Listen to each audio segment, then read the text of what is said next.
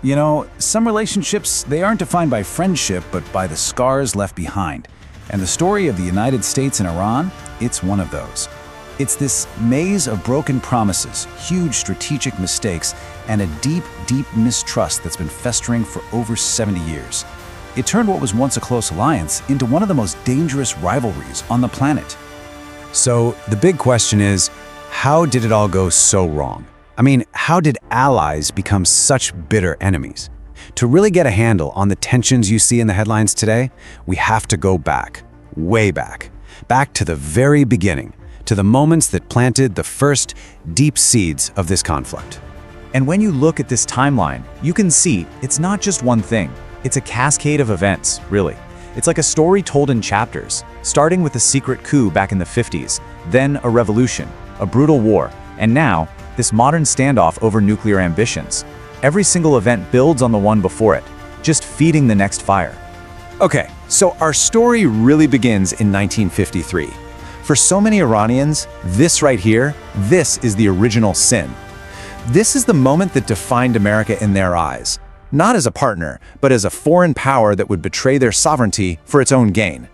So here's the heart of it all. On one side, you have Mohammad Mossadegh. He was Iran's democratically elected prime minister, and he did something pretty bold. He nationalized the country's oil industry. And on the other side, you have the Shah, an authoritarian, pro-Western monarch. It was a total clash over sovereignty, right? Over a nation's right to control its own destiny, and, of course, it was all about the oil. And this is where the United States walks right into the story. It was called Operation Ajax. And no, this wasn't some conspiracy theory. This was a very real, very secret operation run by the CIA and British intelligence. And their mission? Well, it was a success. Mossadegh was overthrown, and the Shah was put right back on the throne.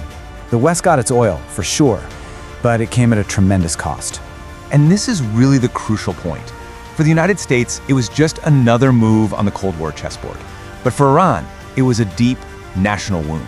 It was the absolute destruction of their democratic experiment, a betrayal that cemented this powerful anti-American feeling that just smoldered for decades before it finally exploded. So now, let's fast forward to 1979, and you can see exactly how this plays out. All that simmering resentment, it just exploded into the Islamic Revolution.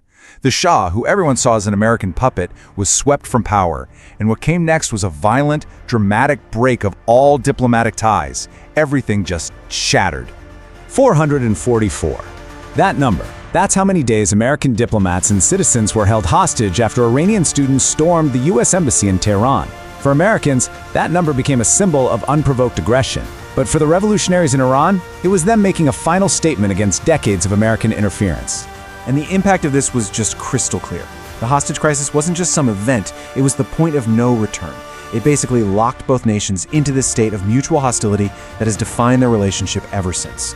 Any bridge that existed between them, it was burned to the ground.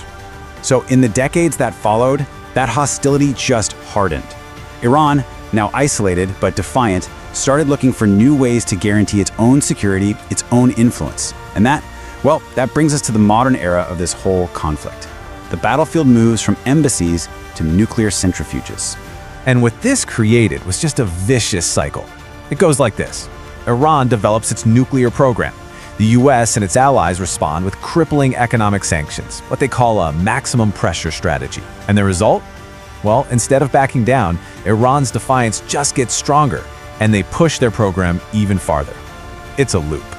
Then, in 2015, something that seemed pretty much impossible actually happened. After years of intense diplomacy, we got the Iran nuclear deal, the JCPOA. For the first time in decades, talking actually replaced confrontation. It was a fragile win, for sure, but it was a historic win for diplomacy over all that distrust. But that hope, it didn't last long. In 2018, the United States just unilaterally pulled out of the deal. For Iran, this was the final proof they needed that America just couldn't be trusted, that any promise, any deal could be broken at any time. And the tensions flared right back up again, maybe even worse than before. And this really brings us to the core of the whole problem. This isn't just about policy disagreements anymore. It's about a deeply rooted, self-perpetuating cycle of distrust. It's gotten to the point where every single action is seen through the lens of past grievances. This is the historical baggage that both sides are carrying. You've got the memory of foreign intervention, the sting of broken promises, and just decades of open hostility. And all that weight, it makes any step towards de-escalation, any attempt at peace, unbelievably difficult. Every possible compromise is just haunted by the ghosts of the past. And so that leaves us with the final, unavoidable question. With so much history, so much suspicion, and so much pain baked in, is it even possible to break this cycle? Or is the future of this relationship just forever doomed to be a hostage of its own past? At Geotectonics, our mission is to uncover these profound tectonic shifts, offering clarity in a world of complexity. If this analysis deepened your understanding, please like this video to support our work, share it with others who seek real insight, and subscribe to Geotectonics to ensure you never miss our next deep dive. We'll continue to explore the crucial geopolitical movements that define our time. Thank you for joining us.